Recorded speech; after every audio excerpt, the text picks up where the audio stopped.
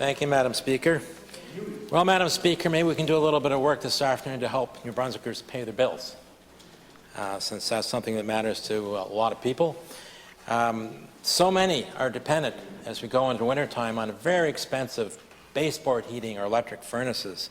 So there needs to be a clear plan to replace all of these baseboards and inefficient heating systems with heat pumps, which would provide more than double the amount of heat for the same amount of electricity. What a bargain, Madam Speaker. If only there was a program with clear dates to ensure that that would happen. It's key to helping New Brunswickers afford to heat their homes as our power rates continue to increase. The federal budget just released did not renew the Greener Homes program, so that financial support for doing this is gone. So New Brunswick needs to step up with its own investments in energy efficiency programs. So this is how the Minister of Energy can help. Will he establish a multi-year plan for the capital budget to convert the... I recognize the Minister of Energy. Merci, Madame la Présidente. Et comme le membre opposé le sait, à ce moment, la province du Nouveau-Brunswick a quand même un programme d'efficacité assez important, imposant, au-delà de 100 millions qui a été donné pour supporter justement les programmes fédéraux. On sait que le fédéral vient justement d'enlever le programme.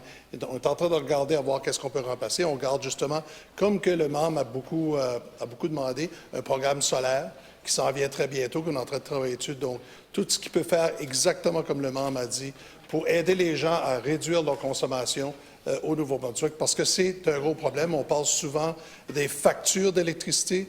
La facture, c'est le taux fois la consommation. On sait déjà que nos taux sont assez raisonnables comparés à toutes les juridictions canadiennes, mais le côté consommation, on a besoin de faire beaucoup d'efforts et on va continuer d'y aller de l'avant dans cet aspect. Merci. Je reconnais le chef du tiers parti. Madame la Présidente, les thermopompes et l'isolation devraient être considérés comme des investissements en capital dans les infrastructures énergétiques. Il s'agit simplement d'infrastructures intégrées aux maisons et aux immeubles locatifs. Je suis conscient qu'il existe un préjugé systémique contre les investissements visant à réduire la demande énergétique par rapport aux investissements dans de nouvelles sources d'approvisionnement. C'est une erreur. Une réduction significative de la demande énergétique permettra d'économiser des sommes importantes qui auraient autrement été consacrées à la production d'énergie, tout en réduisant considérablement les coûts de chauffage pour les ménages. Il s'agit de l'approche la plus économique en matière de décarbonisation. Le ministre mettra-t-il en œuvre un plan visant à convertir rapidement les systèmes de chauffage en thermopompes? Je reconnais le ministre de l'Énergie. Merci, Madame la Présidente.